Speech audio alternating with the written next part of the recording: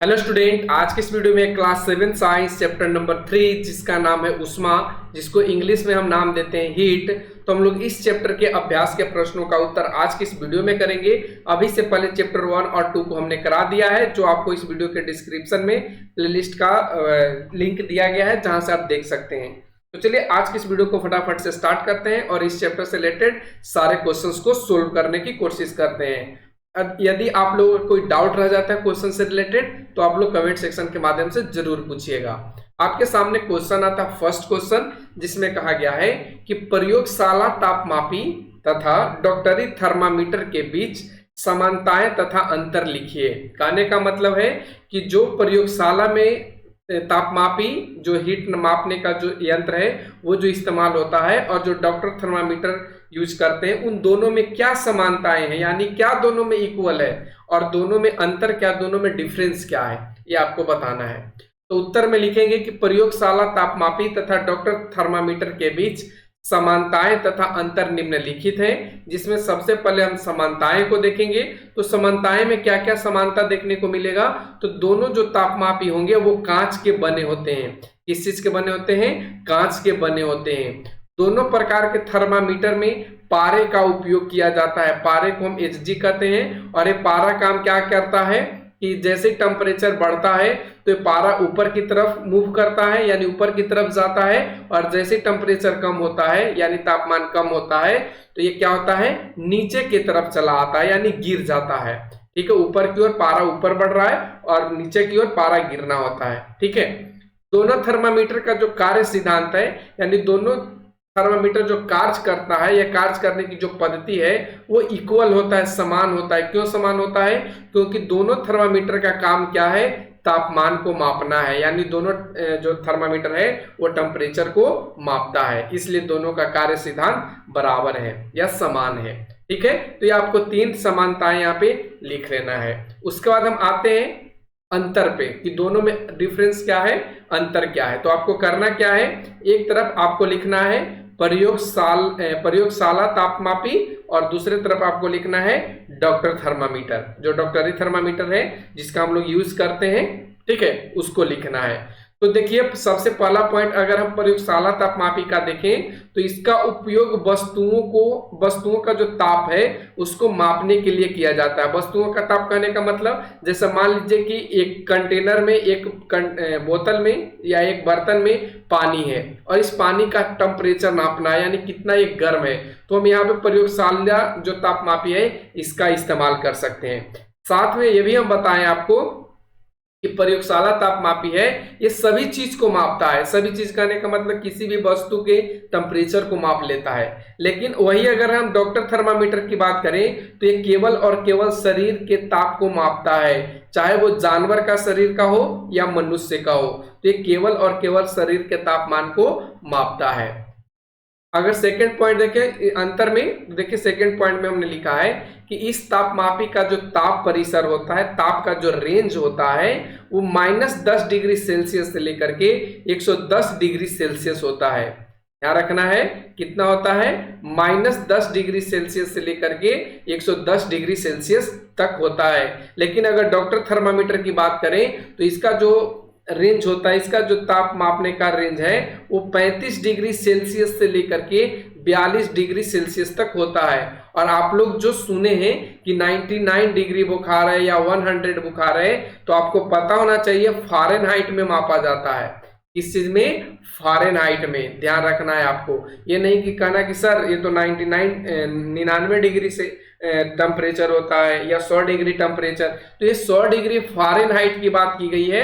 लेकिन अगर degree Celsius की बात करें तो ये 35 डिग्री सेल्सियस से लेकर के 42 डिग्री सेल्सियस तक होता है। ठीक है, प्रयोगशाला जो तापमापी है इसका पारा स्वयं गिर जाता है, यानी कहने का मतलब क्या है कि जो भी थर्मामीटर प्रयोगशाला में यूज किया जाता है उसमें जो पारा भरा होता है, ठीक है, क्या होता है, पारा भरा होता है, ये स्वयं से गिर जाता है। स्वयं से कैसे गिरेगा? जब टेम्परेचर कम होगा तो ये नीचे की तरफ गिरना शुरू हो जाता है, फॉल करना शुरू कर देता है, और जैसे टेम्परेचर ज्यादा होगा तो ये क्या होगा, ऊपर की तरफ मूव करना शुरू कर देता है। ठीक है, तो ये आपको ध्यान रखना है। फिर डॉक्टरी थर्मामीटर में क्या होता है, तो इसका जो तापमापी है वो पारा स्वयं नहीं गिरता है, इसे गिराना पड़ता है, जैसे हाथ से खींच करके या ठंडे पानी में डाल करके इसके जो टेम्परेचर है उसको क्या किया जाता है, कम किया जाता है। तो ये दोनों में डिफरेंस है, ये दोनों में अंतर है, ये आपको लिख लेना है। अब हम आते हैं क्वेश्चन नंबर 2 पे, जिसमें कहा गया है उष्मा चालक तथा उष्मारोधी प्रत्येक के दो दो उदाहरण दीजिए। तो देखिए पहले उष्मा चालक क्या कहने का इसका मतलब है, तो उष्मा चालक कहने का मतलब है कि जिसमें या जो भी वस्तु है उससे उष्मा एक से दूसरे जगह जा सके। जैसे कहने का मतलब अगर इस पोर्शन को आप गर्म कर रहे हैं तो इसका ये पोर्शन भी गर्म होगा, तो एक कौन सा होगा, उष्मा चालक होगा। लेकिन उष्मारोधी क्या होगा, इस छोर को आप गर्म कर रहे हैं तो इधर वाला छोर गर्म नहीं होगा, तो ये आपका उष्मारोधी होता है। अब इसका क्या करना है, दोनों का एग्जाम्पल लिखना है, तो आप लिख लीजिए उष्मा चालक, यानी उष्मा चालक में क्या क्या आएंगे, जो मेटल के चीज होंगे, जो धातु होंगे, लोहा, एल्युमिनियम और भी चीजें हो सकती है, स्टील भी हो सकता है, ठीक है, फिर स्टेनलेस स्टील है वो भी हो सकता है। तो ये आपके उष्मा चालक हैं। उष्मारोधी की बात करें तो उष्मारोधी में क्या होता है, लकड़ी का आप एक छोर को गर्म करेंगे तो इसका दूसरा छोर गर्म नहीं होगा। प्लास्टिक में भी वही है, एक छोर को गर्म करेंगे तो दूसरा छोर गर्म नहीं होता है, इसलिए तो बर्तन में प्लास्टिक का यूज किया जाता है। तो ये आपको ध्यान रखना है उष्मारोधी क्या होता है और उष्मा चालक क्या होता है। अब हम आते हैं क्वेश्चन नंबर 3 पे, जिसमें कहा गया है कि रिक्त स्थानों की पूर्ति कीजिए, यानी खाली जगह में आपको भरना है। का क्वेश्चन में कहा गया है कि कोई वस्तु कितनी गर्म है इसकी जानकारी द्वारा प्राप्त होती है, यानी कोई वस्तु कितना गर्म है ये हमें कौन बताता है, इसका उत्तर होगा तापमान द्वारा। इसकी जानकारी तापमान द्वारा प्राप्त होती है, यानी कहने का मतलब कि कितना टेम्परेचर है, ठीक है, कितना टेम्परेचर है ये हमें किस चीज से पता चलता है, जब टेम्परेचर को मापते हैं, ठीक है। ख क्वेश्चन में कहा गया है कि उबलते हुए पानी का ताप खाली जगह तापमापी से नहीं मापा जा सकता है।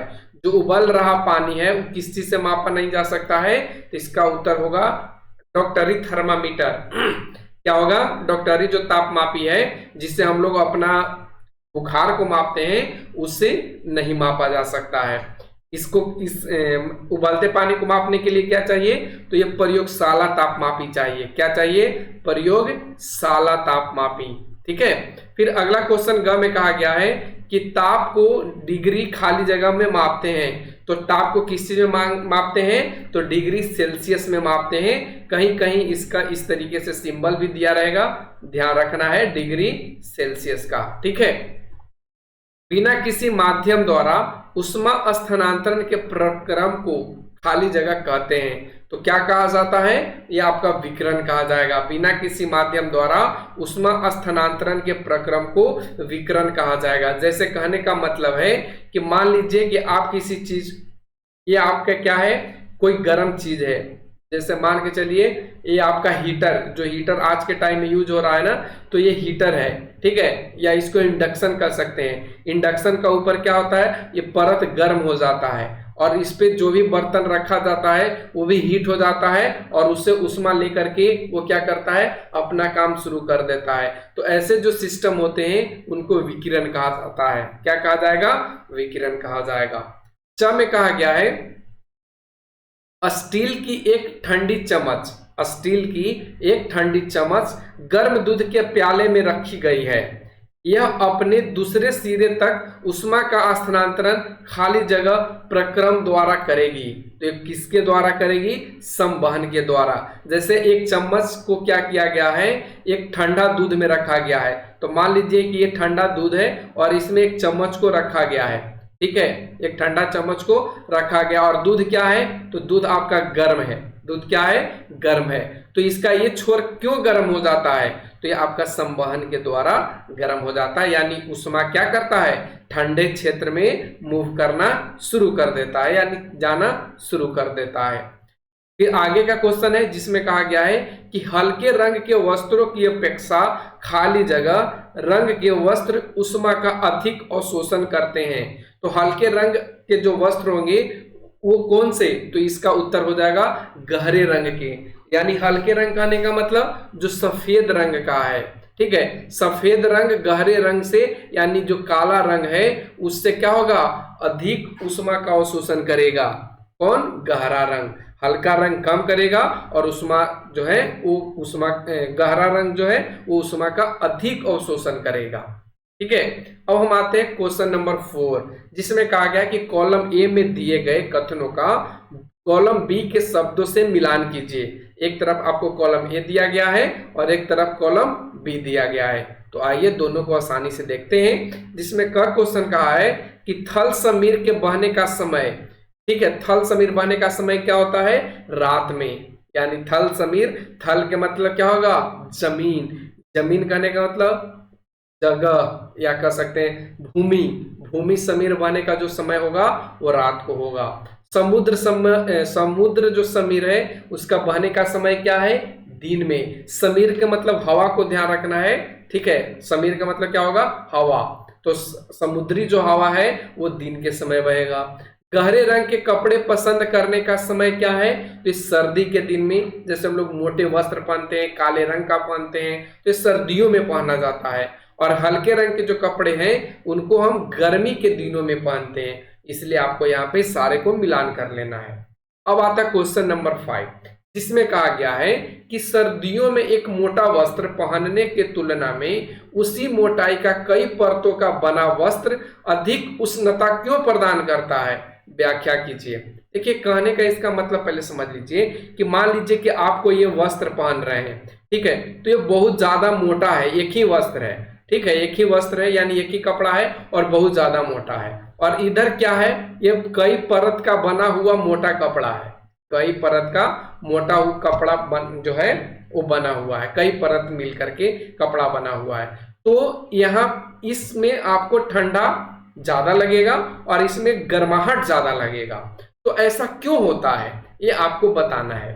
का उत्तर कैसे लिखेंगे, उत्तर लिखेंगे कि सर्दियों में एक मोटे वस्त्र की तुलना में कई परतों का बना वस्त्र अधिक उष्णता या गर्माहट प्रदान करता है, क्योंकि वस्त्र की जितनी अधिक परतें होंगी उनके बीच वायु की उतनी अधिक एकत्र होगी। यानी उनके बीच वायु भी क्या होगी, उतना ही अधिक होगी, जो उष्मा के क्या है, कुचालक है। यानी उष्मा को बाहर नहीं जाने देगा। और वायु की अधिक परत होने के कारण इसकी कुचालक क्षमता बढ़ जाती है और वस्त्र अधिक उष्णता या गर्माहट प्रदान करता है। तो ये आपको यहाँ पे इसका उत्तर लिख लेना है। अब हम आते हैं क्वेश्चन नंबर 6 पे, जिसमें आपको एक फिगर दिया गया है और इसमें बताना है कि कहाँ पे चालन हो रहा है, कहाँ पे संवहन हो रहा है और कहाँ पे विकिरण हो रहा है। किस चीज का, उष्मा का, ये आपको बताना है। तो सबसे पहले हम बात करेंगे संवहन। तो संवहन कहाँ पे हो रहा है, तो इस डंटी जो दिख रहा है ना, इसमें हो रहा है, ठीक है। फिर उसके बाद संवहन के बाद देखेंगे किस चीज को, चालन पहले हमने देखा ना, यहाँ पे चालन हो रहा है। उसके बाद क्या देखेंगे, संवहन को। संवहन किसमें, पानी में हो रहा है। और विकिरण कहाँ पे होगा, जहां से ये आग लग रहा है। क्या हो रहा है, आग लग रहा है और इस पात्र पे जहां पे बर्तन को रखा गया है, ठीक है। तो ये आपका विकिरण हो रहा है। तो आपको यहाँ पे फिगर में लिख लेना है।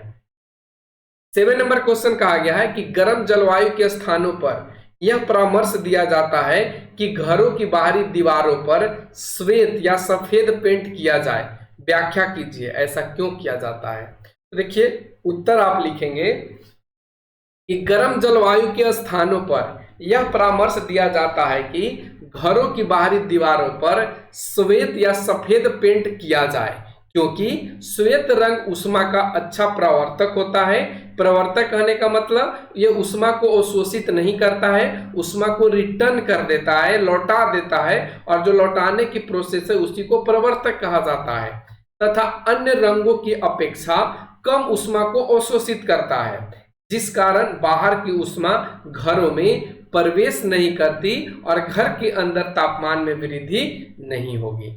यानी क्या होता है, न टेम्परेचर घर के अंदर जाएगा और ना ही घर के अंदर का जो टेम्परेचर है उसमें कोई इंक्रीजमेंट होगा, यानी उसमें कोई बढ़ेगा, ठीक है। तो इस वजह से सफेद रंग के पेंट का इस्तेमाल किया जाता है गर्म जलवायु वाले क्षेत्रों में, ठीक है। अगला क्वेश्चन आता है 8 नंबर, जिसमें कहा गया है कि 30 डिग्री सेल्सियस के 1 लीटर जल को 50 डिग्री सेल्सियस के 1 लीटर जल के साथ मिलाया गया तो मिश्रण का ताप क्या होगा। यानी 30 और 50 लीटर के 2 जल हैं और दोनों को आपस में मिलाया गया है, ठीक है, 30 डिग्री सेल्सियस और 50 डिग्री सेल्सियस। तो इसका उत्तर क्या बन जाएगा, उत्तर घ। इसका जो मिश्रण का ताप होगा वो 30 डिग्री सेल्सियस तथा 50 डिग्री सेल्सियस के बीच में होगा, ठीक है, 30 डिग्री सेल्सियस या 50 डिग्री सेल्सियस के बीच होगा।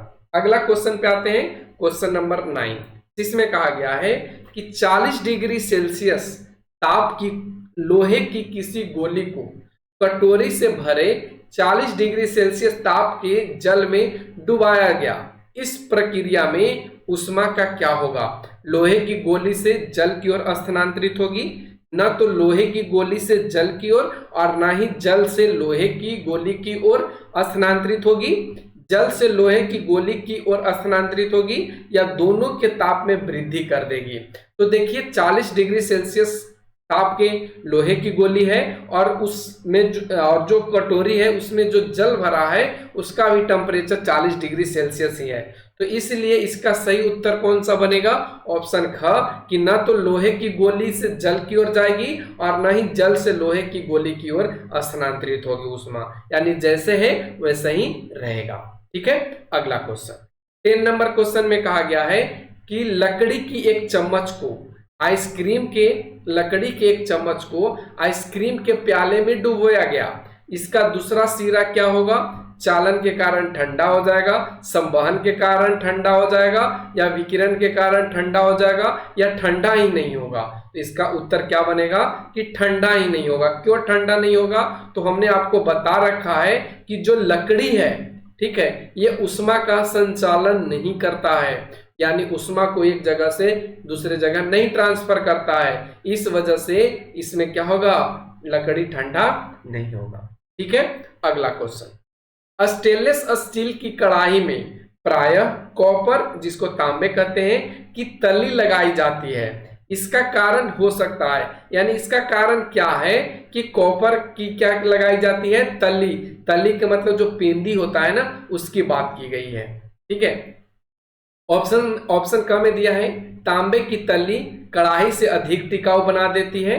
ऐसी कढ़ाई देखने में सुंदर लगती है। स्टेनलेस इस्पात की अपेक्षा तांबा उष्मा का अच्छा चालक है। स्टेनलेस इस्पात की अपेक्षा तांबे को साफ करना अधिक आसान है। तो देखिए जो स्टेनलेस स्टील की कढ़ाई है उसमें तांबे की जो तली लगाई जाती है, इसका वजह यह है कि वो उष्मा का अच्छा क्या होता है, चालक होता है। जो तांबा है उष्मा का अच्छा चालक होता है, इस वजह से उसे पेंदी में लगा दिया जाता है। इसका राइट आंसर कौन सा बनेगा, 11 का ग। तो आज के इस वीडियो में जितने भी क्वेश्चन थे उन सभी को हमने करा दिया। कैसा लगा आज का ये वीडियो, कमेंट सेक्शन के माध्यम से जरूर बताइए। वीडियो पसंद आए तो लाइक शेयर कर दीजिए और जो क्वेश्चन समझ में ना आए तो आप डाउट करके कमेंट सेक्शन में पूछ लीजिए। तो आज के लिए बस इतना ही। Thanks for watching, take care, bye bye.